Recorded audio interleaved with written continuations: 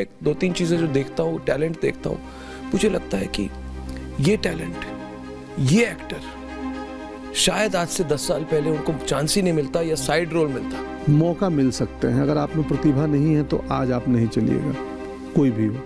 मैं first generation हूँ तो मुझ पे नहीं आरोप है। अगर मेरी बेटी इस फील्ड में आना चाहे तो वो नेपोटिज्म के आरोपी हो सकती है। एक दो तीन चीज़ें जो देखता हूँ, टैलेंट देखता हूँ, मुझे लगता है कि ये टैलेंट, ये एक्टर शायद आज से 10 साल पहले उनको चांस ही नहीं मिलता या साइड रोल मिलता। अब जैसे मैं बहुत फैन हूँ पंचायत करके जो सीरियल बनी हुई है, मुझे लगता है कितनी ब्यूटीफुल कैरेक्टराइजेशन है।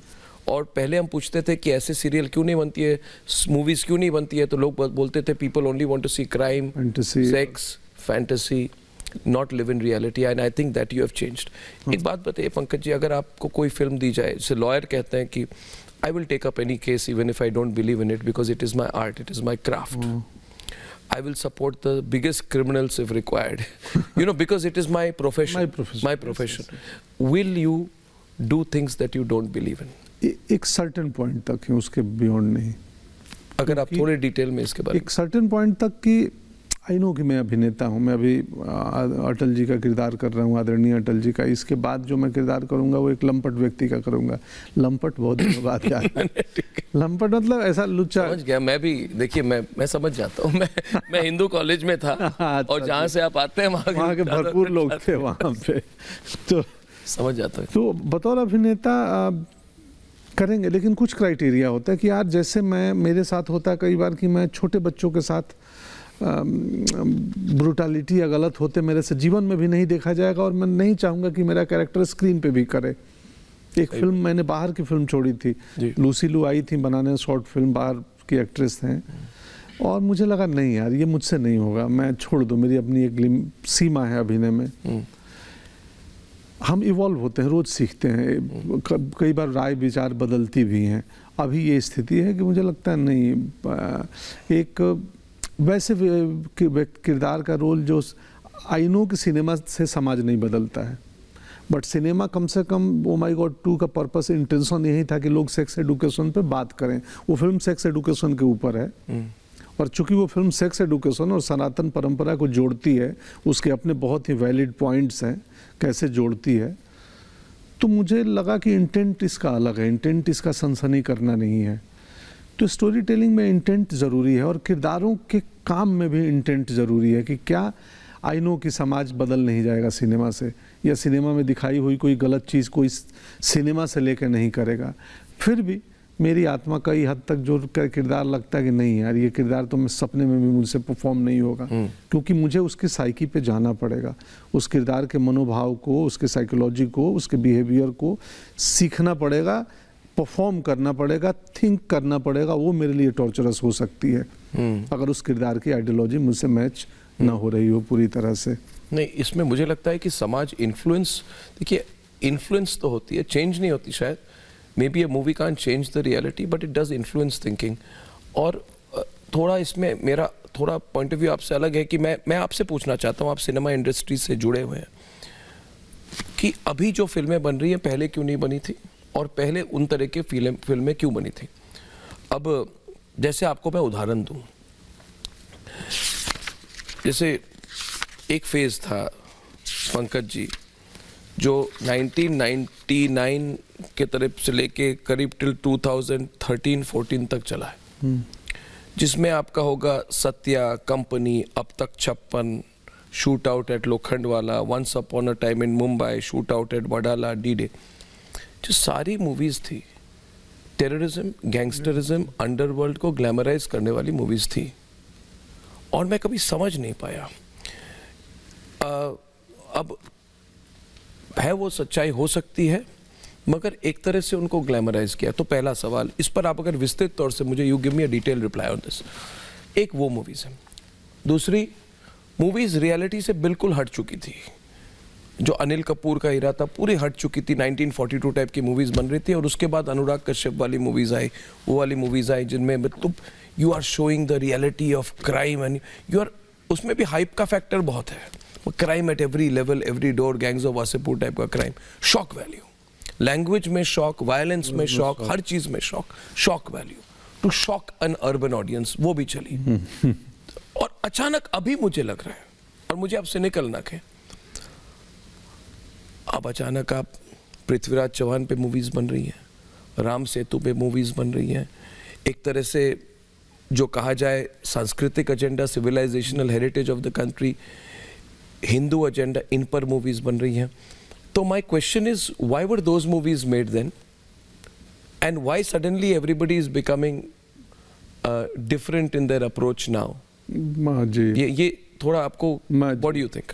मैंने मतलब अगर अंग्रेजी में इसको कहूँ, आप हिंदी में इसको ज्यादा एक्सप्रेस कर पाएंगे, क्या बॉलीवुड थोड़ी अपॉर्चुनिस्टिक है?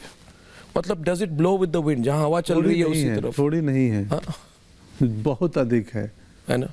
और बॉलीवुड ही नहीं, व्यवसाय कहिए, सिनेमा आर्ट का बिजनेस है, और बिजनेस जो है और भी चीज़ों का हो सकता है, मीडिया का भी बिजनेस है, अन्य भी चीज़ों का बिजनेस है। तो इसमें मैं एक्सपर्ट नहीं हूँ सिनेमा का, कंटेंट का, फिर भी मैं ये ज़रूर कहूँगा कि एक चीज़ मुझे बहुत कौंधती थी कि यार ऑडियंस ये चाहती है। लोग बोलते थे कि आज ऑडियंस यही चाहती है, तो मैं सोचा था ऑडियंस कैसे चाहती है, ये प्रोड्यूसर्स को कैसे पता चलता है? मेकर्स को चिट्ठी भेजते हैं कि हमको आइटम सॉन्ग चाहिए, हमको एक्शन चाहिए, हमको गैंगस्टर ड्रामा चाहिए। इन्हें कैसे मालूम चलता है ये ऑडियंस क्या चाहती है? फिर लगा कि ऑडियंस ने एक फिल्म को हिट करा दिया, तो वो एक पैरामीटर बन गया कि ये हिट हो गया, मतलब लोग ये चाहते हैं, तो वैसा 10 बना दो। तो एक गैंगस्टर ड्रामा चली होगी, रामगोपाल वर्मा साउथ से आते हैं, हैदराबाद से, और उनकी मुंबई न पृष्ठभूमि है न मुंबई के व्यक्ति थे, बट उन्होंने शुरू की सत्या और कौन ये। उसके बाद अनुराग कश्यप वहाँ लेखक थे, जब कंपनी जब अनुराग अपनी बनाने आते हैं तो गैंग्स ऑफ वासेपुर बनाते हैं, जो कि जहाँ से अनुराग आते हैं यूपी बिहार से, उस धरती की कहानी, वो मुंबई का गैंग वॉर नहीं है। तो मुझे लगता है कि सिनेमा में जैसे कोई एक हिट हो जाए ना, तो उसके बाद उसकी लाइन लग जाएगी उस टाइप की फिल्में बनने की। इस समय चूँकि सरकार जो है, जो बार बार जिसके अपने विचार में है कि तो सांस्कृतिक महत्व ज़्यादा होना चाहिए, हमें अपने रूट्स और जो ज़्यादा भारतीयता की बात करती है, और लोग भी करते हैं सोशल मीडिया पे, तो उन्हें मालूम है कि दोस्त ये आजकल चलन में है, तो अब इस पे बनाओ। अब इसमें उस बनाने वाले के इंटेंशन को समझना पड़ेगा कि उसका सच में अचानक उसके विचार बदले हैं कि व्यावसायिक पहलू को देख के उसके विचार बदले हैं। इसका मूल्यांकन करना बहुत मुश्किल है। हर कोई आता है प्रमोट करने, बातें करने, वो मैं गोल गोल इधर उधर का घुमा के कुछ बातें करके चला जाऊंगा। मैं जब ये फिल्म आई थी तो मैं 10 दिन सोचा कि यार ये फिल्म, इसलिए नहीं सोचा कि इस डर था कि मैं न्याय कर पाऊंगा क्या, मैं जस्टिस दे पाऊंगा क्या इस किरदार को, मैं मिमिक्री मुझसे होगी नहीं, मैं इमिटेट नहीं कर पाऊंगा, मैं कैरिकेचर नहीं बनाना चाहता हूं, और ऑडियंस इमिटेशन और मिमिक्री का अमाउंट खोजेगी एक्टिंग में, ये अटल जी की तरह कैसे कैसे कर रहे हैं। मैं पहली बार अपने एक्टिंग के टीचर के पास गया कि सर मुझे समझ नहीं आ रहा मैं क्या करूँ इस रोल में। तो अगेन यस, कौन है आपके एक्टिंग के टीचर? कई सारे हैं, बहुत लोग हैं। अनुराधा मैम दिल्ली में हैं, दिनेश खन्ना, प्रसन्ना सर के पास गया था इसके लिए, वो साउथ कर्नाटक में रहते हैं, और तो उनसे मैं मिला था कि क्या करूं, कैसे करूं। उसके पहले कभी फिक्शनल रोल में ज़रूरत नहीं पड़ती है, एक फिक्शनल रोल में इमेजिनेशन से काम हो जाता है। तो यस, नॉट ओनली बॉलीवुड, बाकी सब लोग, व्यवसायिक पक्ष बहुत अहम होता है, सिनेमा भी आर्ट ऑफ बिजनेस है। इसीलिए कोई अगर विनोद जी ने मुझे आज ये रोल दिया है, शायद आज से 10 साल पहले विनोद जी ये रोल मुझे नहीं देते, इतना ही टैलेंट होने के बावजूद, क्योंकि आज लोग मुझे देखना चाहते हैं। एक ग्रेट व्यक्ति की कहानी है, लेकिन उस कंटेम्प्ररी इस वक्त का एक ठीक ठाक चर्चित अभिनेता कर रहा है, ये एक बहुत बड़ा फैक्टर है। हमारी फिल्म OTT और डिजिटल पे जा चुकी है और रिकवर्ड है ऑलरेडी, तो उससे आप इग्नोर नहीं कर सकते व्यावसायिक पहलू से। और व्यावसायिक पहलू में व्यक्ति कोई भी मुखौटा ओढ़ के आ सकता है। बहुत अच्छा, अब अच्छी बात है कि आपने डायरेक्टली बात कही, मतलब कि कल अगर सरकार बदल जाएगी तो क्या बॉलीवुड की मूवीज भी बदल जाएगी? मैं बॉलीवुड सनातन हिंदू धर्म, राम सेतु मूवीज बन रही है, वो ट्रेंड बदल ऐसा नहीं है, ऐसा नहीं है। मैं बॉलीवुड का पहला तो रिप्रेजेंटेटिव नहीं हूँ, स्पोक पर्सन नहीं हूँ कि मैं उनके बिहाफ पे, मैं अपनी सिर्फ राय दे रहा हूँ। मुझे नहीं पता, इनफैक्ट मुझे नहीं पता कि क्या होगा आने वाले समय में। मुझे जो कहानियाँ प्रभावित करती थी उनका हिस्सा पहले भी बनता था, आज भी बन रहा हूँ, आगे भी बनूंगा। और उसमें कई बोल्ड कहानियाँ हैं, जैसे ओ माई गॉड 2, कि वो सेफ कहानी नहीं है कि वो फिल्म आने के पहले इतनी चर्चे में आ गई, विरोध शुरू हो गया था इंटरनेट पे कि ये लोग क्या कर रहे हैं, सनातन धर्म और ये ऐसी फिल्म। सेंसर स्क्रीनिंग के बाद ही लोग कहानी बनाने लगे। हमें लगता है हमारा इंटेंट क्लियर है और हम इतने सोचने समझने वाले व्यक्ति हैं कि मैं जिस स्क्रिप्ट का हिस्सा अब बनूंगा, पहले तो सर्वाइवल के लिए फिल्में करता था सर, अब EMI का बोझ नहीं है, अब मेरा सर्वाइवल की लड़ाई उतनी नहीं है, उतनी का लगभग नहीं है, पर जीवन है तो सर्वाइवल तो रहेगा ही। खैर मैं बातू नहीं हूँ, बहुत इधर उधर। नहीं, बहुत अच्छी बात कर रहे हैं आप। देखिए ये नेपोटिज्म रॉक्स वाले दुनिया में आप कैसे निकल आए? मतलब यू आर ट्रेंड सेटर तो अभी कहेंगे लोग आपको, बट आपको पता है हमारे कंपनी का नाम क्या है? हमने हमारे कंपनी का नाम लिखा ARG, outlier media private limited. Outlier मतलब जो मैल्कम ग्लैडवेल की किताब है आउटलायर, मतलब कि द पर्सन हु जो एक आउट सर्कल के जो प्रेडिक्टेबल, हाँ सर्कल के बाहर है। तो मुझे लगता है आप आउटलायर हैं जी। और नेपोटिज्म रॉक्स के दुनिया में आउटलायर बनना बहुत मुश्किल है। और मैं बहुत क्लियरली कह रहा हूँ कि मैं आपके मतलब आपकी इंडस्ट्री नहीं है, आप मुझे मत बताइए कि आप स्पोक्सपर्सन नहीं, आप कभी हो ही नहीं सकते जो अभी इंडस्ट्री है, मगर at the same time how is it possible to be succeed in a industry which is driven by nepotism at every level?